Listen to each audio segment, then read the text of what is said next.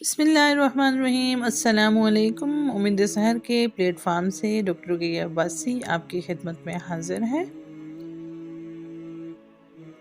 آج میں آپ کے لیے سورہ نساء کا تعارف لے کر حاضر ہوئی ہوں۔ سورہ نساء بنیادی طور پر مدنی سورہ ہے اور اس میں 176 آیات اور 24 رکوع ہیں۔ یہ سورت حضور صلی اللہ علیہ وآلہ وسلم کے مدینہ منورہ ہجرت فرمانے کے بعد کے ابتدائی سالوں میں نازل ہوئی اور اس کا اکثر حصہ جنگ بدر کے بعد نازل ہوا تھا۔ یہ وہ وقت تھا جب مدینہ منورہ کی نوزائیدہ مسلمان ریاست مختلف مسائل سے دوچار تھی۔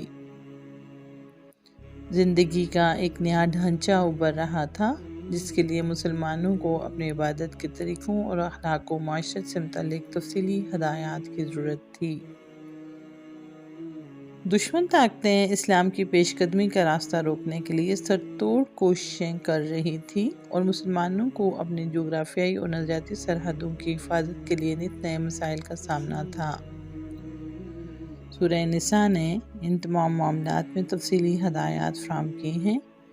چونکہ ایک مستحکم ڈھانچہ کسی بھی معاشرے کی بنیاد ہوتا ہے، اس لیے یہ سورت خاندانی معاملات کے بارے میں مفصل احکام سے شروع ہوئی ہے۔ چونکہ خاندانی نظام میں عورتوں کا بڑا اہم کردار ہوتا ہے، اس لیے عورتوں کے بارے میں اس سورت نے تفصیلی احکامات عطا فرمائے ہیں اور اسی لیے اس کا نام سورہ نساء ہے۔ جنگ احد کے بعد بہت سی خواتین بیوہ اور بہت سے بچے یتیم ہو گئے تھے، اس لیے سورت نے شروع ہی میں یتیموں کے حقوق کے تحفظ کا انتظام فرمایا ہے اور آیت نمبر 14 تک میراث کے احکام تفصیل سے بیان فرمائے ہیں۔ زمانہ جاہلیت میں عورتوں کے ساتھ طرح طرح کے ظلم روا رکھے جاتے تھے۔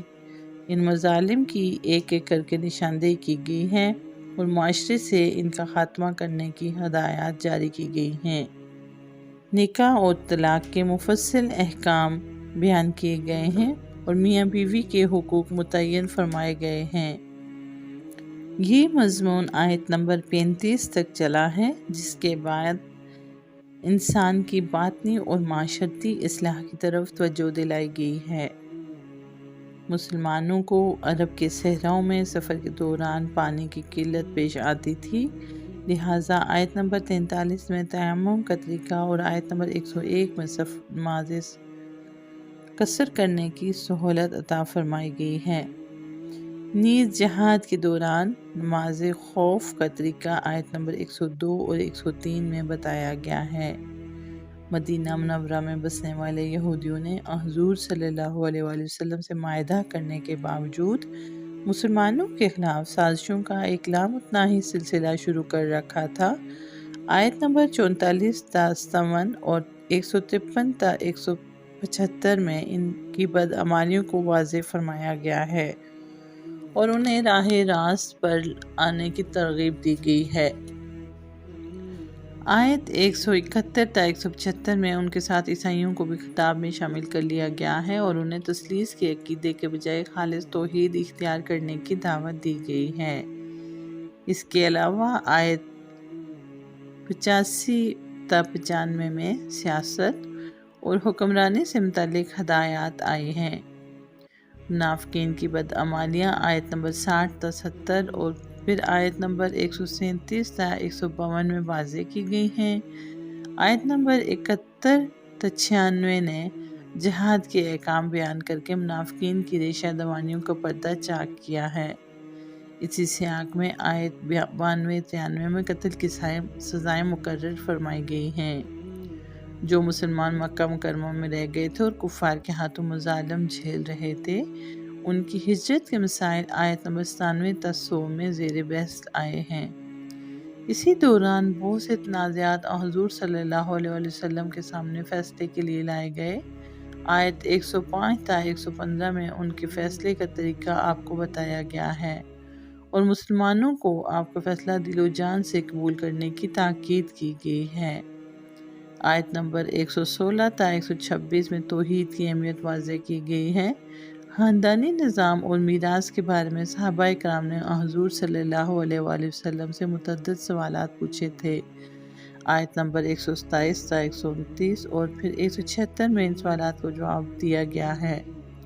خلاصہ یہ ہے کہ یہ پوری سورت احکام اور تعلیمات سے بھری ہوئی ہے، اور شروع میں تقویٰ کا جو حکم دیا گیا تھا، کہا جا سکتا ہے کہ پوری سورت اس کی تفصیلات بیان کرتی ہے۔ سوچنے کی بات یہ ہے کہ قرآن احکامات سے بھرپور اللہ تعالیٰ کی ایک کتاب ہے، اور ان احکامات میں ہمارے معاشرے میں کس حد تک عمل کیا جاتا ہے۔ عورت کے حقوق کی بات تو بہت زیادہ کی جاتی ہے، لیکن جب بات آتی ہے عورتوں کے احترام کی، تو عورتوں کی تقسیم ہو جاتی ہے تیری عورت اور میری عورت میں۔ کیا ہم اپنے معاشرے میں ہر عورت کو اپنی ماں، بہن، بیٹی جتنا احترام دیتے ہیں؟ اس کے ساتھ ساتھ یہاں پہ میرا سوال یہ بھی ہے کہ میراث کے معاملے میں ہم اپنے معاشرے میں عورتوں کو کتنے حقوق دیتے ہیں؟ اللہ تعالیٰ نے قرآن مجید میں عورتوں کے لیے ایک الگ صورت نازل کر کے ان کے حقوق کو نہ صرف واضح کیا ہے، بلکہ ان کے حقوق پر سب سے پہلے آواز بھی اٹھائی ہے۔ اسلام نے عورت کو جو حق دیا ہے، اس کے بعد عورت کو مزید کسی حق کی ضرورت نہیں ہے۔